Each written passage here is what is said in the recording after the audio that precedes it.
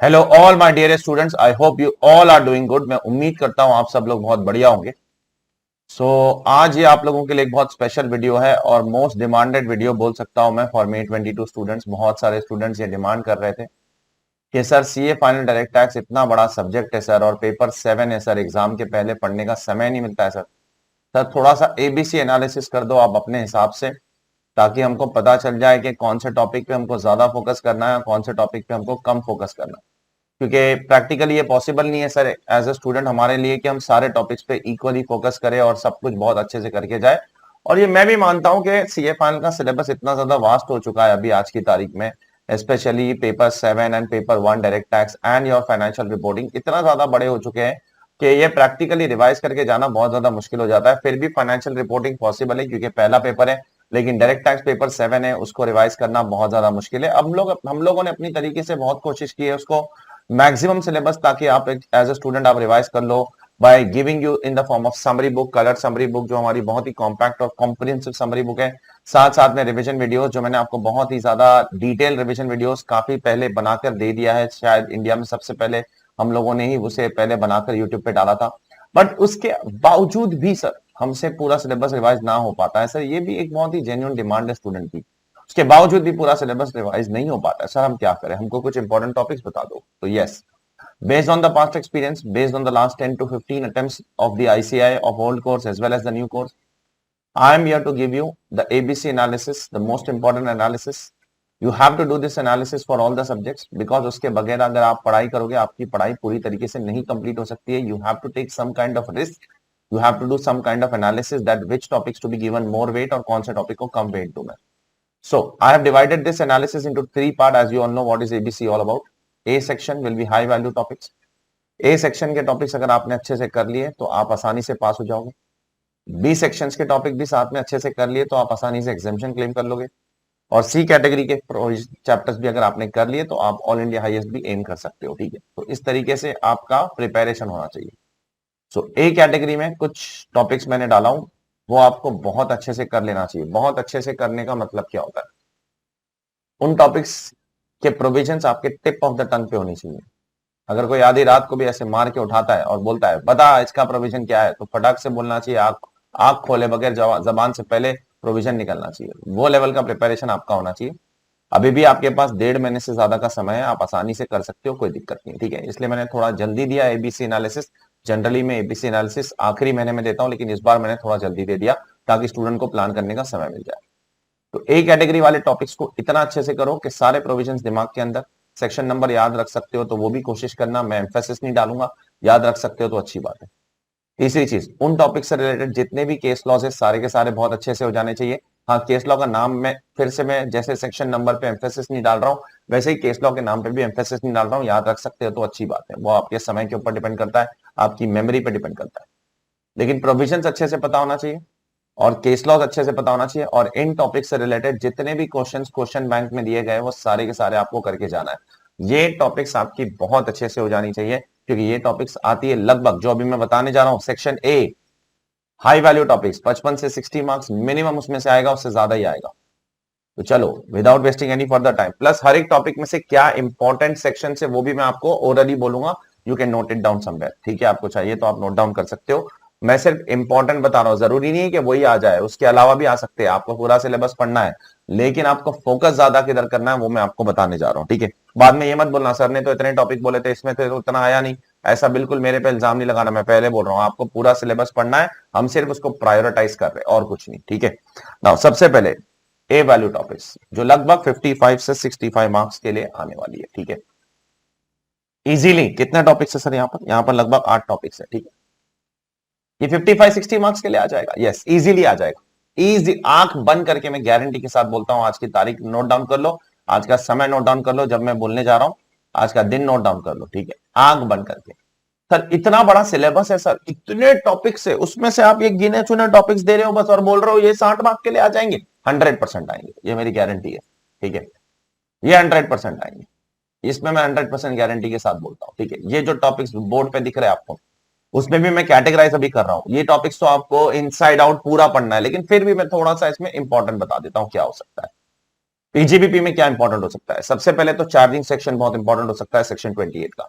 उसके अंदर जो स्पेशल चार्जिंग सेक्शन है ना, उस पर क्वेश्चन आ सकते हैं। दूसरा, डेप्रिसिएशन के अंदर कुछ पार्ट्स इंपॉर्टेंट हो सकते हैं, जैसे जैसे गुडविल वाला पार्ट इंपॉर्टेंट हो सकता है, बिकॉज उस पर अमेंडमेंट आया है, गुडविल पे आपसे डेप्रिसिएशन नहीं मिलता है। और सर, और हो सकता है आपका एक्चुअल कॉस्ट का डेफिनेशन और उसके कुछ explanations, like explanation 3, explanation 4, explanation 9, explanation 10, ये कुछ एक्सप्लेनेशंस इंपॉर्टेंट हो सकते हैं। फिर डब्ल्यूडीबी का डेफिनेशन और उसके कुछ एक्सप्लेनेशंस, स्पेशली अगर business is partially agriculture and business is partially exempt, तो फिर आपको ब्लॉक से पूरा डेप्रिसिएशन निकालना पड़ेगा, एक्सेट्रा एक्सेट्रा, वो बहुत इंपॉर्टेंट पार्ट है। और sir, section 43A versus 43AA, ये एक इंपॉर्टेंट एस्पेक्ट हो सकता है। और सर, एडिशनल डेप्रिसिएशन का कॉन्सेप्ट इंपॉर्टेंट हो सकता है एग्जाम के पॉइंट ऑफ व्यू से।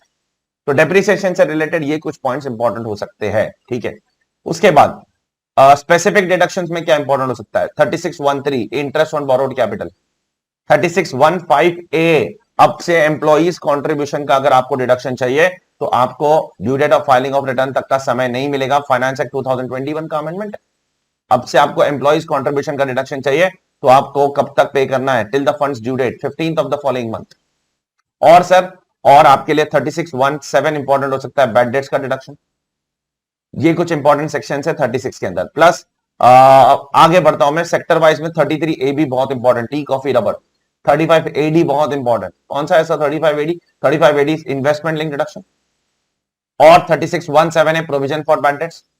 और 3618 रिजर्व्स, जो आप ट्रांसफर टू रिजर्व करते हैं। ये कुछ इंपॉर्टेंट सेक्शंस है ऑफ सेक्टर वाइज डिडक्शन। उसके बाद 37 के अंदर आपको केस लॉस पे से कुछ क्वेश्चंस आ सकते हैं, एग्जाम में आना है तो इतना ज्यादा क्रिटिकल सेक्शन नहीं हो।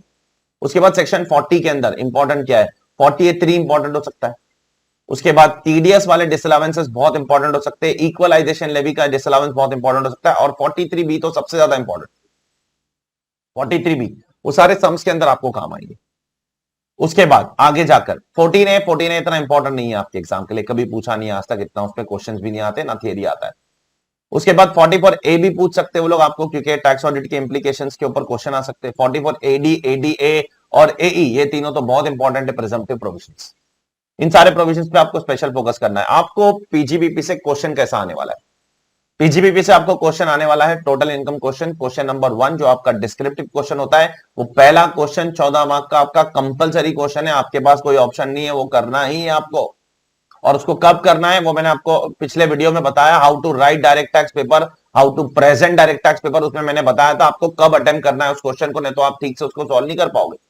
तो पहला question compulsory question business and profession पे आना ही है। अब इसके साथ साथ असेसमेंट ऑफ वेरियस एंटिटीज में से भी कुछ टॉपिक आपको देखना है, स्पेशली पार्टनरशिप फर्म का टॉपिक, जिसमें 40B में रेम्यूनरेशन इंटरेस्ट कितना अलाउ होता है वो देखना है। और पार्टनरशिप फर्म के अंदर आपको 78(1) का प्रोविजन भी देखना है, जो लॉस कैरी फॉरवर्ड करना पड़ता है अगर कोई पार्टनर मर जाता है या कोई पार्टनर रिटायर हो जाता है, तो उसका लॉस फॉर्म क्या करती है, आपको डिसअलाउ कर देती है, मना कर देती है, कैरी फॉरवर्ड करके सेट ऑफ नहीं कर सकते हो। उसके बाद एओपी बीओआई पे भी डायरेक्ट फुल फ्लैश क्वेश्चन आ सकता है, मैट पे तो क्वेश्चन बन ही सकता है, एएमटी के चांसेस थोड़े कम है। और साथ साथ में प्रॉफिट लिंक डिडक्शंस के प्रोविजन देखना है आपको, इतने ज्यादा इंपॉर्टेंट नहीं है, उसमें अगर इंपॉर्टेंट कुछ है तो एटीआईएसी जो आपका एलिजिबल स्टार्टअप का सेक्शन है, एटीआईबीए जो एलिजिबल हाउसिंग प्रोजेक्ट का सेक्शन है, ये दो सेक्शन थोड़ा अच्छे से देख के जाना, इसमें से आने के कुछ चांसेस है। मैं फिर से बोल रहा हूं, मैं सिलेक्टेड सेक्शंस इसलिए बोल रहा हूं क्योंकि ये क्रिटिकल है, ये ज्यादातर पूछते हैं, इसका मतलब ये नहीं कि बाकी सेक्शंस इंपॉर्टेंट नहीं। आपको ये सारी टॉपिक्स तो पूरी तरीके से इनसाइड आउट करके जानी है, लेकिन उसमें भी मैं आपको इंपॉर्टेंट चीजें बता रहा हूं जिसपे और ज्यादा फोकस आप कर सकते हो, ठीक है। तो ये पहला टॉपिक है आपका PGBP, assessment of various entities, MAT, AMT, MAT with Ind AS भी एक इंपॉर्टेंट कॉन्सेप्ट है जो अपन ने अलग से गार के लेक्चर के साथ किया था, उसमें से देख लेना, यूट्यूब पे उसका लेक्चर भी है। Then coming to the second topic, that is taxation of trust and exit tax. अब ट्रस्ट में से एक क्वेश्चन आएगा या एग्जिट टैक्स में से, दोनों में से क्वेश्चन नहीं आता एग्जाम में, दोनों में से कोई एक टॉपिक पे क्वेश्चन आ जाएगा। एक क्वेश्चन आएगा प्रैक्टिकल क्वेश्चन, टोटल इनकम का क्वेश्चन, तो आपको ट्रस्ट में मेनली टोटल इनकम का क्वेश्चन ही करना है और कुछ नहीं करना है। अब बहुत सारे अमेंडमेंट्स भी आ गए इसमें, ट्रस्ट के अंदर कॉर्पस डोनेशन अब से क्या है, तब एग्जेम्प्ट होगा जब आप इन्वेस्ट करोगे, एक्सेट्रा एक्सेट्रा, बहुत सारे कंडीशंस आ गए। लोन लो के एसेट खरीदोगे तो डिडक्शन नहीं मिलता है एसेट का, लोन रीपे करोगे तो डिडक्शन नहीं, बहुत सारे पॉइंट्स आ गए, छोटे छोटे छोटे छोटे, ये सारे पॉइंट्स वो लोग टारगेट करेंगे टोटल इनकम के क्वेश्चन के अंदर, जो ट्रस्ट के ऊपर आने वाला है 8 मार्क का।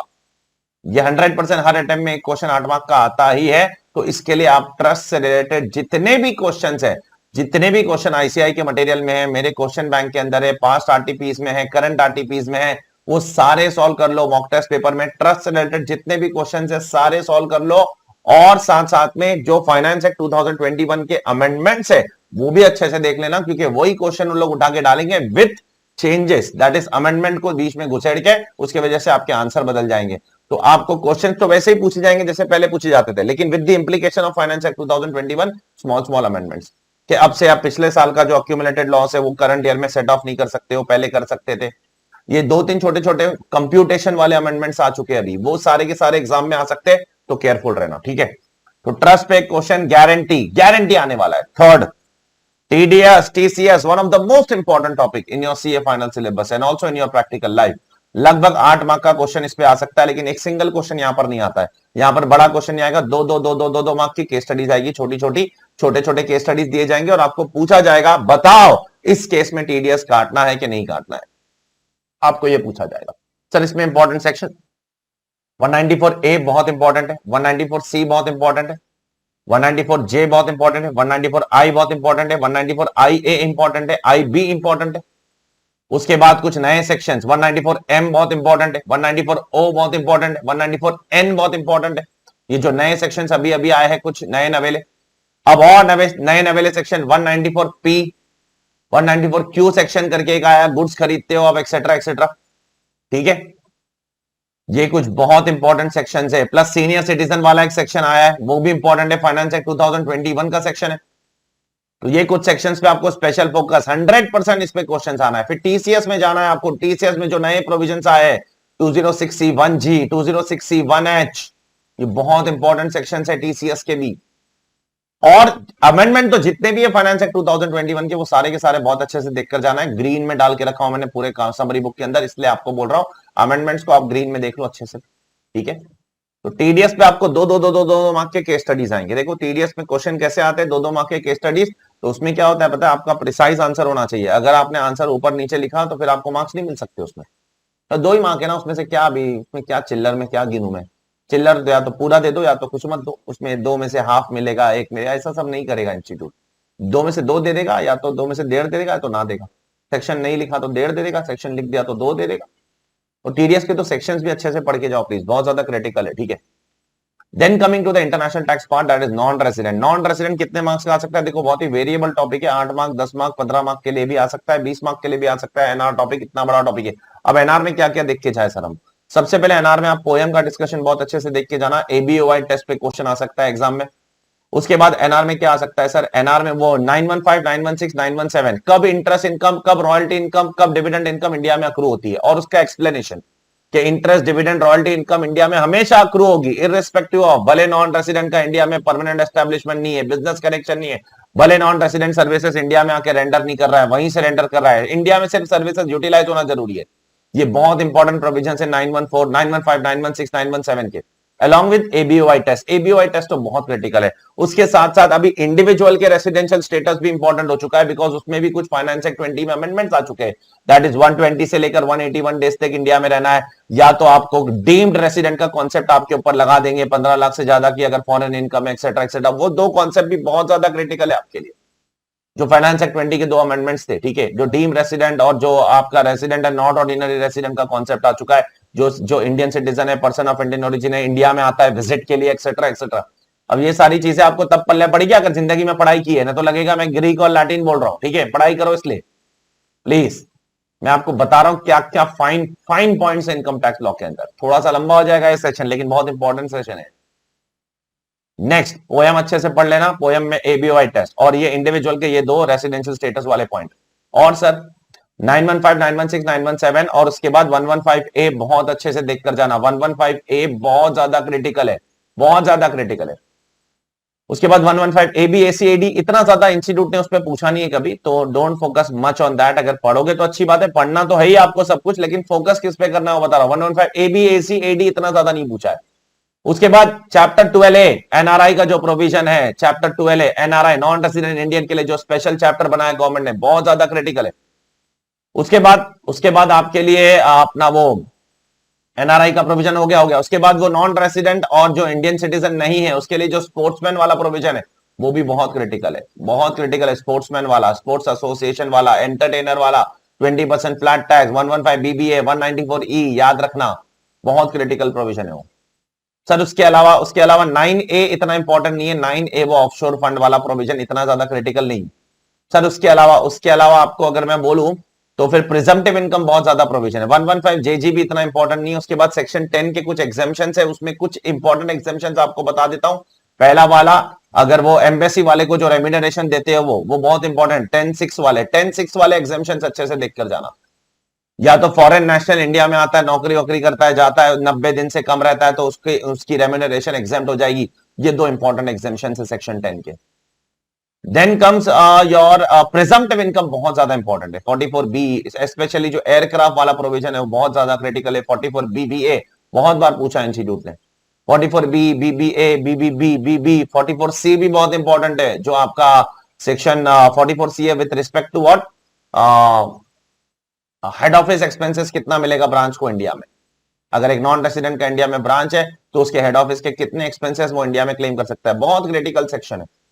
Then comes your next point, that is section 9। 195 TDS का सेक्शन तो बहुत इंपॉर्टेंट है ही, उसमें कुछ खास नहीं है, लेकिन वो इजी सेक्शन है, वो नहीं भी पढ़ोगे तो वो आ ही जाएगा। उसमें पढ़ने जैसा क्या है, उसमें कुछ नहीं है पढ़ने जैसा, एक बार गो थ्रू कर लेना, कुछ याद रखने जैसा नहीं है। हाँ, लेकिन सेक्शन 9 बहुत क्रिटिकल है। बिजनेस कनेक्शन वाला पार्ट बहुत क्रिटिकल है, और जो जिसमें वो एजेंट वाले पॉइंट्स है वो सारे के सारे अच्छे से देख कर जाना। और अब 2 करोड़ से ज्यादा का पेमेंट करते हो तो सिग्निफिकेंट इकोनॉमिक प्रेजेंस भी हो जाएगा। 3 लाख से ज्यादा यूजर्स है तो सिग्निफिकेंट इकोनॉमिक प्रेजेंस भी हो जाएगा। ये पॉइंट भी दिमाग में रखना, क्योंकि आरटीपी में इसमें क्वेश्चन पूछा था इंस्टीट्यूट ने अभी मई 22 की आरटीपी में। और जो तीसरा पॉइंट है वो है कि बिजनेस कनेक्शन में क्या क्या नहीं आता है, एक्सक्लूजन में क्या क्या है बिजनेस कनेक्शन की, वो भी बहुत क्रिटिकल है।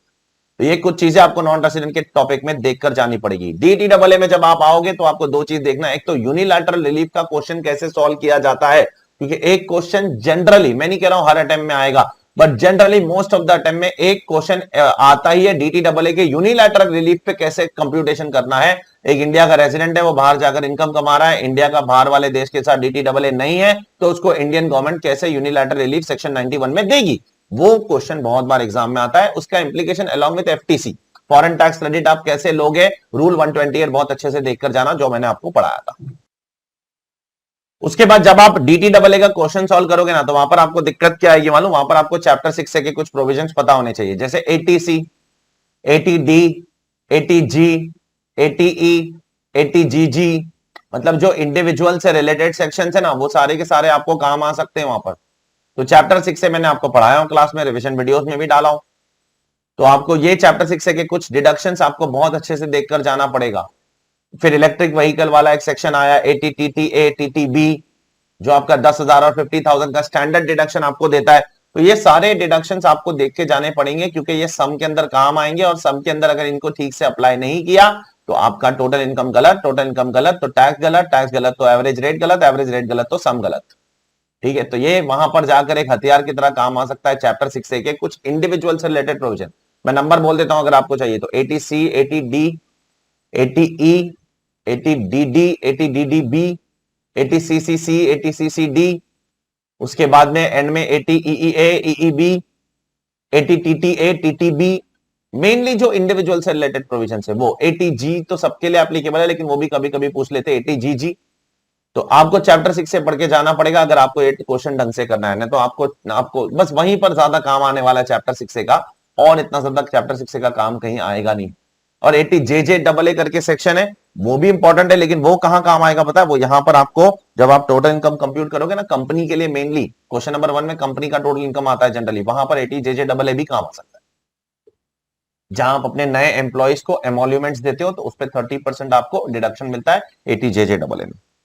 Then coming to alternative tax regime, very important section. इसमें क्या इंपॉर्टेंट है, 115B डबल इंपॉर्टेंट है, बीए भी इंपॉर्टेंट है, ये दोनों बहुत इंपॉर्टेंट सेक्शंस है। और 115BAC इंपॉर्टेंट है। कोऑपरेटिव सोसाइटी वाला इतना इंपॉर्टेंट नहीं है, और 115BA जो 2016 में आया था वो भी इतना इंपॉर्टेंट नहीं है। तो बीच के 3 सेक्शन क्रिटिकल है, BAA, BAB and BAC। BAC तो बहुत ज्यादा इंपॉर्टेंट है, जो इंडिविजुअल और HUF के लिए गवर्नमेंट ने बनाया है, जो कंसेशनल टैक्स रेट का प्रोविजन, वो बहुत ज्यादा क्रिटिकल है। Then coming to transfer pricing, बीच में से ट्रांसफर प्राइसिंग छूट गया मेरा। सर ट्रांसफर प्राइसिंग में क्या क्रिटिकल है, सबसे पहले ट्रांसफर प्राइसिंग में एसोसिएट एंटिटी का डेफिनेशन बहुत अच्छे से देखकर जाना, और इंटरनेशनल ट्रांजैक्शन के डेफिनेशन में डीम्ड इंटरनेशनल ट्रांजैक्शन का डेफिनेशन बहुत अच्छे से देखकर जाना।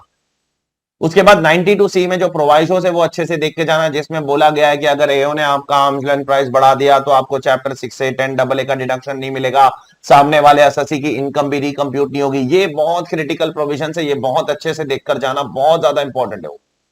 तो अब तक ट्रांसफर प्राइसिंग में मैंने क्या बोला आपको, 92A एसोसिएट एंटरप्राइज का डेफिनेशन बहुत क्रिटिकल, डीम्ड इंटरनेशनल ट्रांजैक्शन का डेफिनेशन, और उसके बाद में वो जो 92C में जब एओ कंप्यूट करता है आपका आर्म्स लेंथ प्राइस बढ़ाता है तो उस पे आपको चैप्टर 6 से 10AA का डिडक्शन नहीं मिलेगा, सामने वाला बंदा भी अपना टीडीएस वीडीएस रिफंड क्लेम नहीं कर सकता। ये कुछ क्रिटिकल है।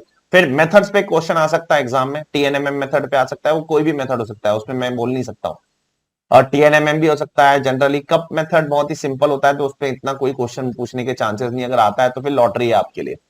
तो टीएनएमएम पे आ सकता है, कॉस्ट प्लस मेथड पे क्वेश्चन आ सकता है। ये दो मेथड बहुत ज्यादा क्रिटिकल है, उसके अलावा बाकी मेथड्स भी इंपॉर्टेंट है, मुझे नहीं पता कौन सा एग्जाम में पूछ ले, बट ज्यादा टीएनएमएम और कॉस्ट प्लस पे क्वेश्चन पूछे जाते हैं एग्जाम में। उसके बाद रेंज कॉन्सेप्ट पे क्वेश्चन आज तक कभी नहीं आया, लेकिन आ सकता है, be very careful. Range concept जो आपका रूल 10CA के अंदर दिया गया है, 6 या उससे ज्यादा आइटम है, आपको असेंडिंग ऑर्डर में डालना, एक्सेट्रा एक्सेट्रा, वो सब मैंने भाषण क्लास में आपको बोला है। अब आते हैं इंपॉर्टेंट पार्ट की तरफ, ट्रांसफर प्राइसिंग के। ट्रांसफर प्राइसिंग का जो इंपॉर्टेंट पार्ट है वो है पेनाल्टीज। ट्रांसफर प्राइसिंग में पेनाल्टीज कब लगती है, बहुत क्रिटिकल पॉइंट है वो, उस पर बहुत क्वेश्चन आ चुके हैं। कौन कौन सी पेनाल्टी, 270A की पेनाल्टी 200%, और सर 271AA, 271G, 271BA, ये सारी पेनाल्टीज ट्रांसफर प्राइसिंग की बहुत ज्यादा इंपॉर्टेंट है। और फिर कुछ बड़े महान भयंकर concepts like limitation of interest, बहुत क्रिटिकल है। रोल बैक प्रोविजंस बहुत इंपॉर्टेंट है, ये सब में से कुछ भी एक पूछ लेगा।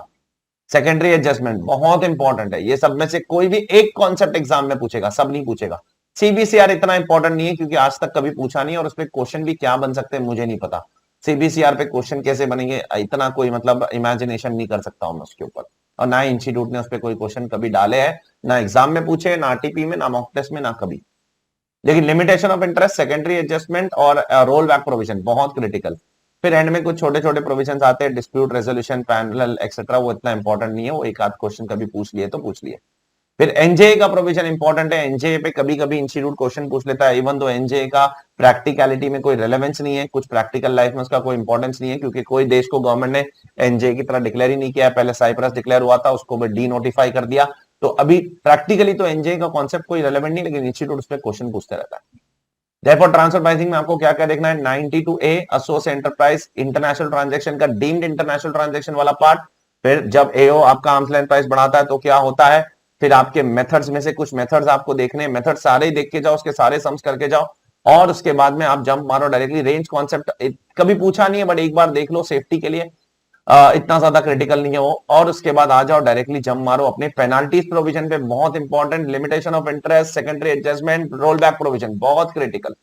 और फिर आखिर में एनजे लेस इंपॉर्टेंट, इतना ज्यादा इंपॉर्टेंट नहीं है, कभी कभी पूछ लेता है, ठीक है।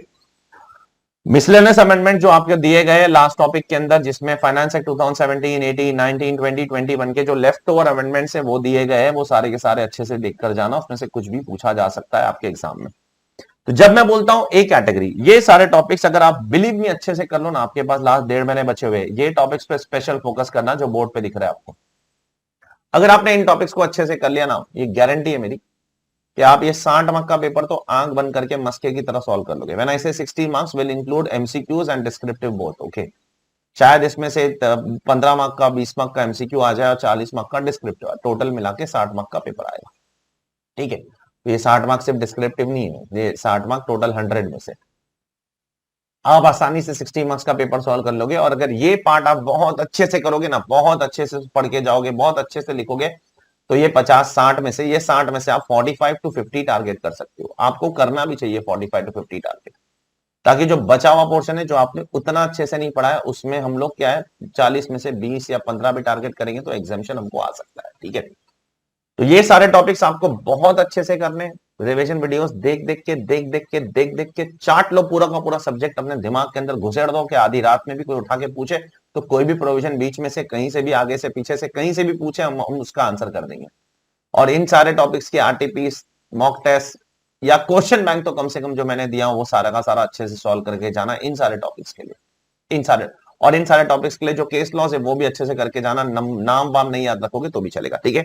ये आपका कैटेगरी ए हो गया। मैंने एक एक टॉपिक वाइज क्या क्या इंपॉर्टेंट सेक्शंस हो सकते हैं वो भी मैंने आपको बोल दिया, you can note it down, okay. Now coming to B category topics, B category topics में कुछ टॉपिक्स को मैंने डाला हूं, लेकिन उसमें भी कुछ टॉपिक्स के अंदर जो कुछ प्रोविजन है वो ए कैटेगरी वाले ही, ऐसा सोच के चलना। मैंने मार्क कर दिया हूं क्या, जैसे कैपिटल गेन, जनरली इतना क्वेश्चन कैपिटल गेन्स पे इंस्टीट्यूट पूछता नहीं है। आप लास्ट 6-7 अटेम्प्ट पे का पेपर उठा लो, कभी नहीं पूछा है। उससे पहले एक बार अचानक से 26 मार्क का क्वेश्चन इंस्टीट्यूट ने कैपिटल गेन्स पे पूछ लिया, एक ही एग्जाम में 26 मार्क पूछा, उसके बाद 4 मार्क, 2 मार्क, 3 मार्क, 5 मार्क, किसी किसी एग्जाम में तो आया ही नहीं कैपिटल गेन्स। ऐसा कैपिटल गेन्स की बेइज्जती किया है। तो देयरफॉर कैपिटल गेन्स में आप क्या करोगे, मैं क्रिटिकल सेक्शंस तो बोलूंगा ही, ठीक है, उसमें बहुत ज्यादा इंपॉर्टेंट सेक्शन जो बोलूंगा जो ऑलमोस्ट ए कैटेगरी वाले ही है, जैसे फाइनेंस एक्ट 2021 के जो कैपिटल गेन्स में अमेंडमेंट्स आए, क्या क्या अमेंडमेंट्स आए, 9B read with section 45(4), 9B और 45(4) का इंप्लीकेशन कैसे होगा ना, वो मेरा एक्स्ट्रा रूल का लेक्चर है, वो अच्छे से देख के जाना। 100% उसमें से कुछ ना कुछ आने के चांसेस है, 100%, क्योंकि इंस्टीट्यूट ने उसको बाद में डाला है मॉड्यूल के अंदर, और मैंने भी उसको पढ़ाया, और उसके ऊपर बहुत ही जबरदस्त और बाप वाला सर्कुलर है जो मैंने आपको पढ़ाया था, जिसमें एक एक एग्जाम्पल के थ्रू सीबीडीटी ने एक्सप्लेन किया है कि इसका इंप्लीकेशन क्या होगा। 9B और 45(4) में बहुत अच्छे से देखकर जाना हो पूरा का पूरा, वो अमेंडमेंट बहुत इंपॉर्टेंट है। फिर बाद में जो 4th and 5th proviso to 1010D है कि यूलिप के केस में 2.5 लाख से ज्यादा अगर यूलिप का प्रीमियम होगा तो आपको एग्जेम्पशन नहीं मिलेगा, एक्सेट्रा, वो इंपॉर्टेंट अमेंडमेंट है, वो इंपॉर्टेंट। और स्लम सेल का इंपॉर्टेंट अमेंडमेंट है। ये 3 इंपॉर्टेंट अमेंडमेंट्स है कि स्लम सेल में अब से आपको सेल कंसिडरेशन भी निकालना पड़ेगा। देयरफॉर ये 3 टॉपिक है ना, ये 9B, 45(4) और 1010D और स्लम सेल, डिविडेंड नहीं छोड़ो, डिविडेंड एक अलग चीज है। तो ये जो चीजें है ना, मैं फिर से बता देता हूं, ये 9B, 45(4), 1010D, स्लम सेल, ये तो ए कैटेगरी वाले टॉपिक्स ही समझो, इनको एक कैटेगरी वाले टॉपिक से समझो, इसमें से कुछ ना कुछ तो एग्जाम में आना ही है आपको, सिलेबस में 100% आना है, ठीक है। उसके बाद और भी क्या क्या इंपॉर्टेंट टॉपिक है, डिविडेंड्स के अंदर कुछ इंपॉर्टेंट टॉपिक है, जैसे 222E बहुत इंपॉर्टेंट है, 115BBD बहुत इंपॉर्टेंट है, और ATM बहुत इंपॉर्टेंट है। ATM जो डिडक्शन आपको मिलता है, डोमेस्टिक कंपनी को डिविडेंड लिया, फिर डिविडेंड दिया तो उसका डिडक्शन मिलता है ATM में। फिर उसके बाद में 222C लिक्विडेशन वाले केसेस बहुत इंपॉर्टेंट है, तो ये कुछ प्रोविजंस पे फोकस करना। ATM, 115BBD, 222E लिक्विडेशन वाले प्रोविजंस, इस पे फोकस करना। फिर डीमर्जर बहुत क्रिटिकल है, बायबैक बहुत क्रिटिकल है, ईसॉप क्रिटिकल है, गिफ्ट के अंदर 56(2)(10) के प्रोविजंस बहुत इंपॉर्टेंट है, और 43CA का प्रोविजन बहुत इंपॉर्टेंट है। 43CA वो मैंने टैक्सेशन ऑफ गिफ्ट के अंदर कवर किया है। और उसके साथ साथ और भी छोटे छोटे प्रोविजन है, जब आप कन्वर्ट करते हो, एक इंडिविजुअल सोल प्रोप्राइटर कंपनी में कन्वर्ट होता है, या पार्टनरशिप फर्म कंपनी में कन्वर्ट होता है, या अनलिस्टेड कंपनी और प्राइवेट कंपनी LLP में कन्वर्ट होती है, बहुत क्रिटिकल प्रोविजन है ये सारे के सारे। 4713, 4714, 4713B, इस तरीके से मैंने आपको एक एक क्लॉज के साथ पढ़वाया हूं क्लास के अंदर। बेटा प्लीज मेरी मेहनत पानी में मत जाने देना, प्लीज उसको बहुत अच्छे से आप लोग भी पढ़ के एग्जाम में उसको उतार के आना पेपर में बेटा। तो ये कुछ प्रोविजन है। कैपिटल गेन्स बहुत अनएक्सपेक्टेड टॉपिक है, कभी 4 मार्क के लिए आएगा तो कभी 25 मार्क के लिए भी आ सकता है। तो मैंने आपको क्रिटिकल टॉपिक्स बता दिए क्या क्या है। आप अपनी नोटबुक खोल के बैठो, लेक्चर को, ये वाला लेक्चर घड़ी घड़ी देखो, नोट डाउन कर लो सारे सेक्शन जो बोलने जा रहा हूं मैं, और मैं जो बोले जा रहा हूं। उसके बाद ऑनेस्टली स्पीकिंग अगर आप मुझसे पूछो, assessment procedure, income tax authority, search and scissor, rectification, penalties और डिस्प्यूट रेजोल्यूशन कमेटी जो नया कॉन्सेप्ट आया है, सेटलमेंट कमीशन को हटाकर डिस्प्यूट रेजोल्यूशन जो कमेटी लाया है, अब इन सब में से ऑनेस्टली एग्जाम में इतने क्वेश्चंस नहीं आते। ऑनेस्टली ये बहुत बड़ा पार्ट है आपके सिलेबस का, लेकिन एकेडमिकली इतने क्वेश्चंस नहीं आए। तो इसमें क्या इंपॉर्टेंट है, आप सबसे पहले 147 पूरा का पूरा अच्छे से देखकर जाना, क्योंकि वो पूरा अमेंडमेंट है। 147 बहुत अच्छे से देखने जाना। फाइनेंस एक्ट 2021 में पूरा रिवैम्प हो चुका है, पूरा चेंज हो चुका है।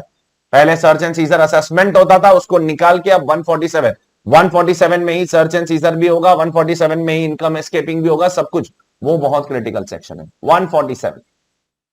147 अच्छे से देख के जाना। 154 रेक्टिफिकेशन देख लेना। पेनाल्टीज में 270A की पेनाल्टीज बहुत अच्छे से देखकर जाना, क्योंकि एमसीक्यूज के अंदर भी ICAI 270A की पेनाल्टीज का कंप्यूटेशन पूछता है कि इनकम प्रोसेस इतना था, इनकम असेस कितना था, इनकम रीअसेस कितना था, पेनाल्टी निकालो। वो क्वेश्चन एमसीक्यूज में भी आते रहते हैं, तो केयरफुल रहना उसको लेकर, ठीक है। डीआरसी पढ़ लेना, क्योंकि डीआरसी एक फाइनेंस एक्ट 2021 का अमेंडमेंट है। 245MA नया सेक्शन आया है, कौन डीआरसी के पास जा सकता है, एक्सेट्रा एक्सेट्रा, वो सब प्रोविजन एक नया प्रोविजन है, तो उस पर क्वेश्चन आ सकते हैं। बाकी असेसमेंट प्रोसीजर के जो बेसिक सेक्शन है, ITR के अंदर एक अमेंडमेंट आया है, मैं मानता हूं जो अमेंडमेंट वाला पार्ट है वो अच्छे से देखना।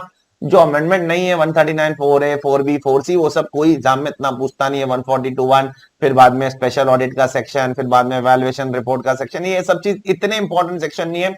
हाँ 143 वन इंपॉर्टेंट है, 144 इंपॉर्टेंट है, 143 सबसेक्शन 3 के अंदर कुछ पॉइंट्स इंपॉर्टेंट है जो उसके अंदर प्रोवाइजोस दिए गए। बाकी जो powers of income tax authority है, सामान भेजना, ये भेजना, वो भेजना, 131, 133, 133 ए सर्वे वर्वे, इतना ज्यादा क्रिटिकल प्रोविजंस वो नहीं है, एग्जाम में इतना ज्यादा फोकस नहीं करना। सर्च एंड सीजर वाले चैप्टर पे थोड़ा फोकस कर लेना, उसमें से कुछ क्वेश्चंस एग्जाम में आ सकते हैं। जो सर्च एंड सीजर के पावर है, who can authorise search and seizure, when search and seizure can be authorise, assessing officer के पावर्स क्या होते हैं जब वो सर्च एंड सीजर के लिए एंटर करता है, वो कुछ इंपॉर्टेंट प्रोविजंस आपके लिए हो सकते हैं। ठीक है, तो assessment procedure, income tax authority, search and scissor में से जो अमेंडमेंट वाले पार्ट है वो अच्छे से करना। बैलेंसिंग फिगर मैंने आपको कुछ सेक्शन जो बोले वो अच्छे से करना, जैसे 143 सबसेक्शन 3, 143, 144 और 143(1) इनकम प्रोसेसिंग, असेसमेंट में प्रोसेस कैसे होता है, ये कुछ सेक्शंस आप अच्छे से देख लेना। ठीक है, उसके बाद रेक्टिफिकेशन 154 एक बार देख लेना, इतना क्रिटिकल नहीं बट आ सकता है 2-3 मार्क का क्वेश्चन कभी गलती से। पेनाल्टीज 270 है, अच्छे से देखना, 269 एसएस, 269 टी प्लस एक दो और पेनाल्टी जो फाइनेंस एक्ट 2020 में आई थी, अगर आपने फेक इनवॉइस बनाया एक्सेट्रा, 271 एएडी एक्सेट्रा, तो वो पेनाल्टी भी देख लेना एक बार। ठीक है, देन कम्स मॉडल कन्वेंशन, जो 3 थियरी टॉपिक है ना आपके एंड में सिलेबस के इंटरनेशनल टैक्स पार्ट की, model convention, application of treaty and BEPS, ये 3 टॉपिक ना बेटा मैं ऑनेस्टली 90% स्टूडेंट छोड़ देते, बट मैं रिक्वेस्ट करूंगा उसको छोड़ना नहीं। क्यों? क्योंकि वो 3 टॉपिक्स एग्जाम में आते ही है, तीनों में से 2 टॉपिक एग्जाम में आएंगे, तीनों नहीं आएंगे, 2 आएंगे 6 से 7 मार्क के लिए, कभी कभी 8-10 मार्क के लिए भी आ चुके हैं। बिलीव मी, थियरी है वो, और वो इकलौता पार्ट है जो पूरे सिलेबस में थियरी है, थियरेटिकल है, जिसमें से थियरी क्वेश्चन आपको एग्जाम में आता है। बाकी कहीं से भी आपको थियरी क्वेश्चन नहीं आने वाला है, सब केस स्टडी बेस्ड, सब प्रैक्टिकल क्वेश्चन।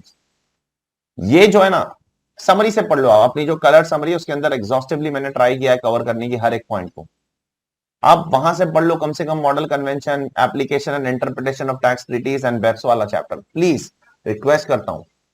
क्योंकि अगर आप ये टॉपिक्स छोड़ के जाओगे ना तो क्या हो जाएगा मालूम, आपका एक क्वेश्चन पूरा ऑप्शन में निकल जाएगा, और फिर एक क्वेश्चन अगर आप ये टॉपिक छोड़ दिया आपने, क्योंकि थियरी था इसलिए छोड़ दिया, तो ये पूरा का पूरा क्वेश्चन आपका ऑप्शन में निकल गया, और क्योंकि ये पूरा क्वेश्चन आपका ऑप्शन में निकल गया, आपका पूरा पेपर अब कंपलसरी हो गया, आपको पूरा पेपर 100 मार्क्स का भी अटेम्प्ट करना पड़ेगा, क्योंकि एक तो आपने ऑलरेडी छोड़ दिया है। ये क्वेश्चन छोड़, ये चैप्टर्स जो है ना थियरी है, थोड़े इरिटेटिंग है मैं मानता हूं, लेकिन इसमें आंसर गलत होने के चांस नहीं है। क्यों? क्योंकि ये सीधा सीधा उगलना है जाके एग्जाम है, जो पढ़ा है वो जाकर लिख दो, इसमें कुछ ज्यादा ट्विस्ट नहीं होने वाला है, इसमें कुछ ज्यादा out of the world question नहीं पूछेंगे, straight forward question, straight forward, what is the interpretation of this, what is ambulatory approach, static approach, direct question आएंगे। डायरेक्ट क्वेश्चन आता है यार, क्यों छोड़ते हो ऐसे टॉपिक्स यार? मैं तो ऐसे टॉपिक्स कभी ना छोड़ू जिसमें मुझे शॉर्ट पता है कि 6-7 मार्क तो इसमें से आने ही वाला है, और ये मेरा एक पूरा का पूरा 14 मार्क का क्वेश्चन में से अगर मैं 6 से 8 मार्क का क्वेश्चन अगर छोड़ दूं तो मेरा 14 मार्क का क्वेश्चन ऑप्शन में चला गया।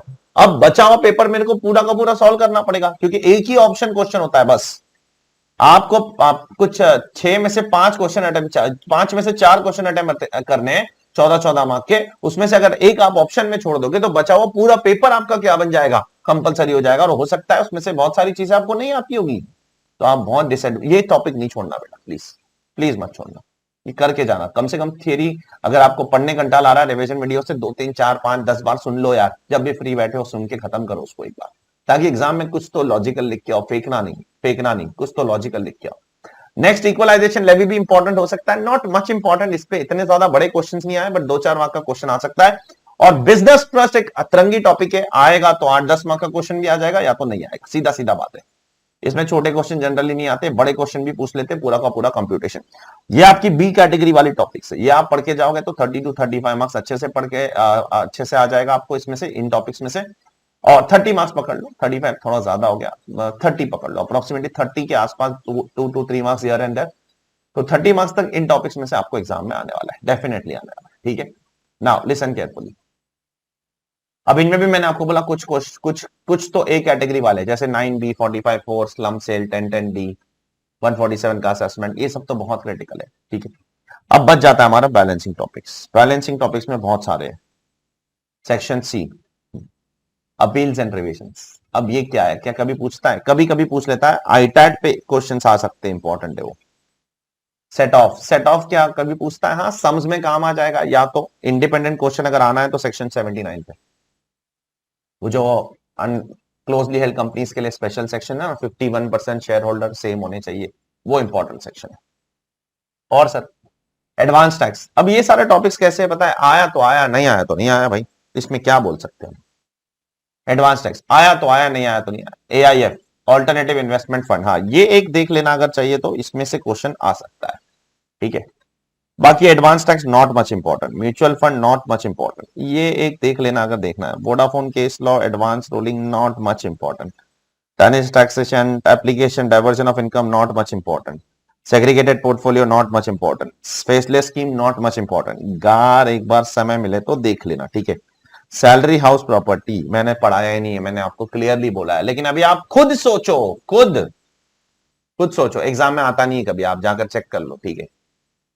आप खुद सोचो, अगर आप भी जाएगा तो आपके पास क्या समय है उसको रिवाइज करने का, पढ़ने का समय है? आप पीजीबी पे रिवाइज करोगे कि सैलरी? आप कैपिटल गेन्स पढ़ोगे, असेसमेंट पढ़ोगे, international tax, non resident transfer pricing पढ़ोगे, क्या सैलरी पढ़ते बैठोगे? प्रैक्टिकली पॉसिबल नहीं है ये बात, ये चीज याद रखना, सेंस नहीं बनता है उसका, वो हो ही नहीं सकता है आपसे, सवाल ही नहीं उठता है, ठीक है। देयरफॉर सेंस नहीं बनता है। तो यहां पर आप कौन से टॉपिक्स पे अगर फोकस करना भी है तो कौन से टॉपिक्स पे करोगे? एआईएफ सिक्योरिटाइजेशन ट्रस्ट पे कर सकते हो, 10AA पे मतलब इतना इंपॉर्टेंट नहीं, गार पे कर सकते हो, ये मेन टॉपिक्स है, ठीक है। और अपील और रिवीजन में आपको मैंने जो हाईलाइट किया उन टॉपिक्स पे आपको ज्यादा फोकस करना है। बिलीव मी, अगर आप इस स्ट्रैटेजी के साथ जाओगे आप इजीली 100 मार्क्स का पेपर अटेम्प्ट कर पाओगे। अब अटेम्प्ट करने का मतलब ये नहीं है कि आप 100 मार्क्स का पेपर लिख के आ जाओगे, वो आपकी स्पीड पे भी डिपेंड करता है, आप कैसे पेपर लिखते हो उस पर डिपेंड करता है, आप कैसे क्वेश्चन सिलेक्शन करते हो उस पर डिपेंड करता है। तो आपको 100 मार्क्स अगर पूरा का पूरा अटेम्प्ट करना है तो उसके लिए मैंने अलग से वीडियो बनाया, वो आप चेक कर लेना, हाउ टू राइट और प्रेजेंट डायरेक्ट टैक्स पेपर। उसमें मैंने माइन्यूट डिटेलिंग पे बात किया है, एक एक छोटे छोटे पॉइंट्स पर बहुत बारीकी से, कि आपको पहले कौन सा क्वेश्चन अटेम्प्ट करना चाहिए, फिर कौन सा क्वेश्चन अटेम्प्ट करना चाहिए, एमसीक्यूज का कब अटेम्प्ट करना चाहिए, टोटल इनकम का क्वेश्चन कब अटेम्प्ट करना चाहिए, आपको पेपर कैसे लिखना चाहिए, सेक्शन लिखना चाहिए तो कैसे लिखना चाहिए, नहीं लिखोगे तो कैसे लिखोगे, फिर बाद में अगर नहीं भी लिख रहे हो तो उसमें आप कैसे लिखोगे, कैसे प्रेजेंट करोगे उस सेक्शन को, केस लॉस लिखोगे तो कैसे लिखोगे, केस लॉस वर्सेस लिख रहे हो या असेसी वर्सेस लिख रहे हो या सीआईटी वर्सेस लिख रहे हो तो कैसे लिखोगे, अगर नहीं याद है तो high court, supreme court, tribunal, वो सारी चीजें बारीक से बारीक पॉइंट मैंने उसमें डिटेल डिस्कशन किया है, दैट हाउ टू राइट और present a CA final direct tax paper. उससे आपके प्रेजेंटेशन में मैसिव इंप्रूवमेंट आएगा, बिलीव मी। अगर आप अनफॉर्चुनेटली पिछले अटेम्प्ट्स में 200 में से 190 170 पे अटक रहे हो, 180 पे, 185 195 पे अटक रहे हो, आप वो प्रेजेंटेशन स्किल्स को दिमाग में रखो और आपको गारंटी देता हूं मैं, आपके मार्क्स में मैसिव इंप्रूवमेंट आना ही है। आप 190 वाले 220 तक पहुंचोगे, डेफिनेटली पहुंचोगे, अगर आप वो सारे के सारे स्ट्रैटेजी को अपनाओगे तो। और उसमें मैंने आपको कुछ AIR 1, कुछ सीए फाइनल के डायरेक्ट टैक्स के टॉपर जो मेरे स्टूडेंट रह चुके हैं, और मेरा खुद का भी इनडायरेक्ट टैक्स का पेपर जो मैंने दिया था 2011 नवंबर के अंदर, वो सारा का सारा भी मैंने वहां पर शेयर किया है आप लोगों के साथ, आप वो भी गो थ्रू कर सकते हो, उससे आपको आइडिया लग जाएगा कि एक पेपर को कैसे लिखा जाता है, ठीक है। तो that's it from my side, मेरे तरफ से जो भी मुझे करना था फॉर एबीसी एनालिसिस, जो इंपॉर्टेंट टॉपिक्स की लिस्ट बनानी थी मैंने बना दी। अगर मैंने कोई टॉपिक मिस कर दिया है तो आई एम रियली सॉरी, मुझे नीचे कमेंट बॉक्स में बता देना, हो सकता है मुझसे भी कोई टॉपिक मिस हो गया होगा।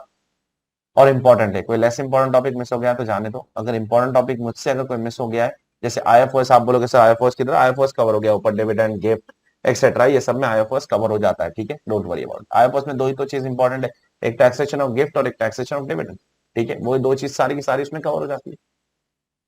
सो दैट्स इट, बस इतना ही बोलना चाहता हूं कि अभी आज कितनी तारीख है जब मैं रिकॉर्ड कर रहा हूं, आज है 26 तारीख 2022 मार्च। तो मार्च के आपके पास 5 दिन है लगभग, और अप्रैल के 30 35 दिन, और 12 14 दिन आपके पास मई के है। बिलीव मी, काफी है, ये भी काफी है। अगर आपका मोरल डाउन है, आपकी पढ़ाई ठीक से नहीं हो रही है, आप बहुत समय बर्बाद कर रहे हो, आप कोशिश कर रहे हो पढ़ने की फिर भी नहीं होते, पूरी ताकत लगा रहे हो फिर भी नहीं हो रहा है, बेटा आपको एक बहुत ही पॉजिटिव माइंड से सोचना पड़ेगा।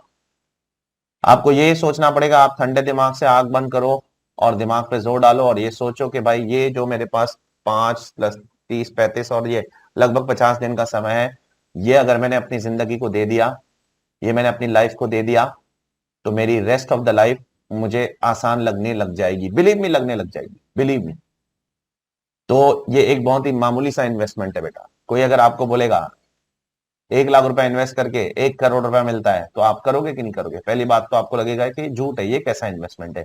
1 लाख इन्वेस्टमेंट करने के बाद 1 करोड़ रुपया कौन देता है दुनिया में? कोई नहीं देता है, इंस्टीट्यूट देता है हमारा, ये डिग्री देती है आपको, ठीक है? कि आज आप ये 50 दिन जो बचे हुए हैं इसको ऐसे यूटिलाइज करो ना बेटा कि सब कुछ छोड़ दो, दुनियादारी सारी चीज छोड़ दो, सारी दोस्ती यारी मोबाइल टीवी इंटरनेट सब छोड़ दो। बस पूरे टाइम तुम्हारे दिमाग में एक ही चीज हावी होना चाहिए, वो ये है कि ये 50 दिन को कैसे मैं मैक्सिमम यूटिलाइज कर सकूं, ऑप्टिमम यूटिलाइजेशन इसका कैसे कर सकूं, ताकि जो मेरा 50 दिन के बाद जो 15 दिन है ना वो मेरे बहुत ब्यूटीफुल तरीके से निकले। और उसके बाद 2 महीने बाद जब रिजल्ट आए ना, तो मेरे हाथ में जब रिजल्ट देखे ना, तो मुझे वो सब कुछ, सारी मेहनत, सारा सैक्रिफाइस, जो भी मैंने सैक्रिफाइस किया हूं लाइफ में, जो भी मैंने दुनियादारी से मैंने अपना रिश्ता नाता तोड़ा था 2 महीने के लिए 4 महीने के लिए, वो सब मुझे वर्थ लगने लगे, सब वर्थ लगने लगे। बस ये एटीट्यूड के साथ पढ़ाई करो बेटा, बस। मोटिवेशन देखो लाइफ में, मोटिवेशन क्या हो सकता है आपके लाइफ में? हर एक के लाइफ में अगर मोटिवेशन नहीं होगा ना तो कुछ नहीं हो सकता है, गोल नहीं होगा ना तो कुछ नहीं हो सकता है। You have to make goals. आप अभी 22 साल के हो, 21 साल के हो, 23 साल के हो, 25 साल के हो, जितने भी हो, आपके लाइफ में गोल होना चाहिए कि अभी ये 50 दिन, ये अभी फिलहाल टेम्पररी गोल मेरा ये 50 दिन को कैसे टारगेट करना है, एक एक दिन को साला एक एक महीने के बराबर बनाना है, ये एटीट्यूड होना चाहिए। Every day should be equivalent to a 1 month effort. आज सुबह से लेकर शाम तक ऐसी पढ़ाई करूंगा ना कि साला जिंदगी में मैंने 1 महीने मिलके भी पढ़ा होता ना तो ऐसी पढ़ाई नहीं करता। वो एटीट्यूड के साथ पढ़ना है मेरा, आपको हर एक मिनट को पॉसिबल तरीके से बेस्ट यूटिलाइजेशन करना है, हर एक मिनट को बेस्ट यूटिलाइजेशन। तो आपका टेम्पररी गोल क्या होना चाहिए? ये 50 दिन में कैसे रिवाइज करूं, ये 50 दिन में मैं कैसे पूरी ताकत लगा दूं, जितना मेरे पास है मैं पूरा लगा दूंगा, बाकी भगवान पे छोड़ दूंगा। बाकी लक फैक्टर भी मैटर करता है सीए में, वो कोई बोले ना बोले मैटर करता है, वो तो अपने हाथ में नहीं ना। The act your action is in your control, your action is in your control, the result is not in your control. तो जो आपके कंट्रोल में है, रस्सी जितनी आपके कंट्रोल में है उतना ही आप काम कर सकते हो, उस जो आपके कंट्रोल में नहीं उसमें आप कुछ नहीं कर सकते हो। लेकिन बिलीव में अगर आप मेहनत पूरी करोगे तो 100 में से 99% चांस है कि आप पास हो जाओगे। 1% आपका हो सकता है बैड लक है, 99% आपका गुड लक ही होने वाला है। 100% ये गारंटी है मेरी, ये मेरा पर्सनल ऑब्जर्वेशन है, इतने हजारों स्टूडेंट्स को मैं पढ़ा चुका हूं, मेरे को पता चलता है बेटा। वो तो अभी ऑनलाइन हो गया है, पहले तो मैं हर एक स्टूडेंट के साथ पर्सनली इंटरेक्ट करता हूं, पर्सनली जानता था एक एक student, face to face batches. अभी भी मैं इंटरेक्ट करता हूं लेकिन through online mode, face to face नहीं मिल पाता उनसे अनफॉर्चुनेटली। सो बस बोलना ये चाह रहा हूं मैं कि अपना पूरी ताकत लगा दो बेटा। बहुत से लोगों का, स्टूडेंट का फोन आता है, मैसेज आता है, सर मेरे से पढ़ाई नहीं हो रही है, सर मेरे से, मैं क्या बोलूं उनको, मैं मतलब मेरे पास क्या शब्द है उनके लिए, मैं क्या बोलूं उनको? बस इतना ही बोलना चाहता हूं कि बेटा ऐसे मत करो, अपने माँ बाप की शक्ल देखो, जिसने आप पे इन्वेस्ट किया है 20 सालों से, उनको देखो, उनके लिए पढ़ लो, अपने लिए पढ़ लो, अपने माँ बाप के लिए पढ़ लो, उससे ज्यादा मैं और क्या बोल सकता हूँ आप लोगों को? सब कुछ अंदर होता है बेटा, एवरीथिंग इज इनसाइड। आप करना चाहते हो कि नहीं? अगर आप करना चाहते हो तो आप कुछ भी कर सकते हो, और अगर आप नहीं करना चाहते हो तो आप कितने भी एफर्ट्स दे दूं आपको मैं, और कितना भी मैं रिसोर्सेज दे दूं, और कितना भी मैं सोने की थाली में भी बुक ला के दे दूं, तो आप नहीं पढ़ने वाले हो, नहीं पढ़ोगे आप, नहीं पढ़ोगे। मैं एग्जाम का पेपर भी ला के दे दूं तो भी नहीं पढ़ोगे, अगर नहीं पढ़ना है तो। और अगर पढ़ना है तो ये जाड़ी जाड़ी किताबें भी अगर होगी तो वो भी पढ़ोगे आप। ये इंसान के अंदर अपना एटीट्यूड बदल दो बेटा, अपना एटीट्यूड बदल दो। बस ये सोचो 50 दिन ही तो है यार, 50 दिन अगर इन्वेस्ट करके पूरी लाइफ सेट होती है, मैं नहीं कह रहा हूं कि 50 दिन के बाद आप अंबानी बन जाओगे, लेकिन सेट तो हो जाएगी, सेट तो हो जाएगी, एक नौकरी तो मिल जाएगी रिस्पेक्टेबल, एक डिग्री तो मिल जाएगी रिस्पेक्टेबल। इन द मीन वाले बहुत सारे न्यूज आ रही है कि इंस्टीट्यूट का वैल्यू कम होने वाला है, इंडियन इंस्टीट्यूट ऑफ अकाउंटिंग आने वाला है। अरे वो सब जब आएगा तब की बात तब है यार, छोड़ो ना वो सब चीज, बहुत दूर की बात है अभी, वो सब चीज पे ज्यादा फोकस मत करो। वो जब आएगा, जब गवर्नमेंट लाएगी तब देख लेंगे, ठीक है? तुम्हारे में पावर होना चाहिए, कोई भी इंस्टीट्यूट आए क्या फर्क पड़ता है, तुम्हारा नॉलेज तुमको इंपॉर्टेंट है। फिर वो इंडियन इंस्टीट्यूट ऑफ अकाउंटिंग आ जाए या Indian Institute of Chartered Accountant of India आ जाए, फर्क नहीं पड़ना चाहिए आपको। 5 साल बाद आ जाता है इंडियन इंस्टीट्यूट ऑफ अकाउंटिंग, आपको उनसे कंपीट करना है? अरे करेंगे, उनके बाप से भी कंपीट करेंगे, टेंशन वाली क्या बात है उसमें? अपने ऊपर भरोसा होना चाहिए। और मुझे डर नहीं लगेगा, इंडियन इंस्टीट्यूट ऑफ अकाउंटिंग आ जाएगी तो मैं किसको पढ़ाऊंगा? अरे सब नहीं सोचता मैं, ठीक है? और ना ही सोचना चाहिए अपने पे केपेबल, मैं केपेबल हूं, मुझे पता है, मेरे को पता है मैं कुछ ना कुछ कर लूंगा लाइफ में। वैसे आपको भी पता होना चाहिए आज प्रेजेंट क्या इंपॉर्टेंट है वो देखो। गवर्नमेंट तो ऐसे बहुत प्रपोजल लाती है और 10 में से 9 प्रपोजल गवर्नमेंट के वो स्क्रैप हो जाते हैं, एक आध हो जाता है आगे जाता है। कितने प्रपोजल लाई गवर्नमेंट ने, कौन से वो फॉलो कर लिया गवर्नमेंट ने? वो एनएफआरए आने वाला था, क्या हो गया उससे आने से इंस्टीट्यूट को कोई फर्क पड़ा? कुछ फर्क नहीं पड़ा। ठीक है, कौन सा आ गया, कौन सा उसने क्या हमारा बिगाड़ लिया? कोई कुछ नहीं बिगाड़ सकता है तुम्हारा। ठीक है, ये इतने सालों से जो 3-4 लाख सीए बन के बैठे, सब पागल बने बैठे कि एक नया इंस्टीट्यूट आ जाएगा और वो उन सबको ओवरटेक, इतना आसान नहीं, डोंट वरी।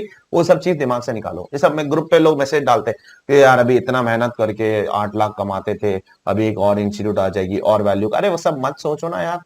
तुम्हारी वैल्यू 8 लाख नहीं है, तुम्हारी वैल्यू करोड़ों है, अगर तुम्हारे में नॉलेज है तो। और बिना डिग्री के भी है, डिग्री भी नहीं होगी और सिर्फ नॉलेज भी होगा तो भी करोड़ों है। आपको कैसे यूटिलाइज करना है वो सब चीजें छोड़ो, अभी फोकस करो 50 दिनों पे। ठीक है, और किसी भी किस्म की कोई भी मदद होगी मुझसे मांगो, मैं हूं आप लोगों के लिए, हमेशा हूं बेटा। आप लोगों के लिए खड़ा हूं मैं, एंड मोमेंट तक खड़ा हूं मैं, लास्ट मोमेंट तक, 14 मई तक आपके लिए कुछ ना कुछ जो वैल्यूएबल मुझे लगेगा वो मैं आप लोगों के लिए देता रहूंगा। ठीक है, विद दैट नोट मैं उम्मीद करता हूं आज के बाद आप लोग एक्सक्यूज नहीं बनाओगे, आज के बाद आप लोग यहां वहां का रोना नहीं रोगे, ये वो नहीं बोलोगे कि ये इंस्टीट्यूट ये वो इंस्टीट्यूट, आप बस फोकस करोगे कि मेरे को बेस्ट एफर्ट डाल के पढ़ाई करना है, रैंक लाना है, पास नहीं होना है, रैंक लाना है, ये एटीट्यूड के साथ। तो मैं उम्मीद करता हूं, ठीक है। तो take care all of you, ध्यान रखो सब लोग अपना। Bye all of you, take care, bye.